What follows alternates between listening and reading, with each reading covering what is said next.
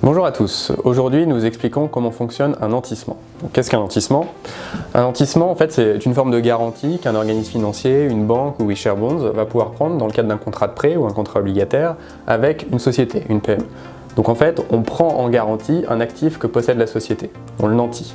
Donc ça peut être tout type d'actifs, ça peut être des stocks, ça peut être un compte bancaire, des parts de société ou un fonds de commerce par exemple. Donc, en cas de défaut, qu'est-ce qui se passe? En fait, on va activer ce nantissement et on va prendre en fait, jusqu'à 100% de la valeur de notre perte, en fait, de ce qui nous est dû. Donc, par exemple, on a un nantissement sur un fonds de commerce, on a ici un défaut d'1 million d'euros, le fonds de commerce vaut 2 millions d'euros. En fait, on va vendre le fonds de commerce et récupérer 50% de sa valeur pour récupérer notre million. Voilà, c'est comme ça qu'on active le nantissement.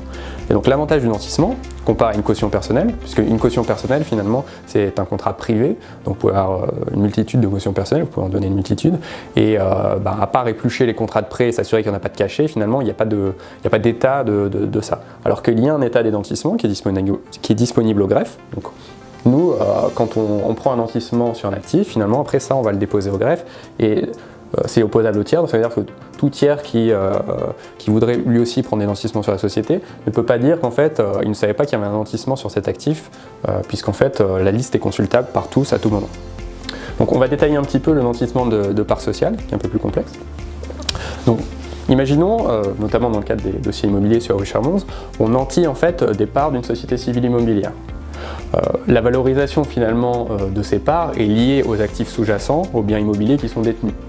Ce qu'on ne veut pas, c'est qu'en fait ces biens soient vendus et l'argent sorte, et quand on active le nantissement, finalement on n'a qu'une coquille vide et en fait il n'y a ni immobilier ni cash dans cette société. Donc en fait on va via nos contrats de prêt, nos contrats obligataires, écrire en fait des engagements que prend la société, qui vont être de ne pas verser de dividendes, de ne pas rembourser de compte courant notamment.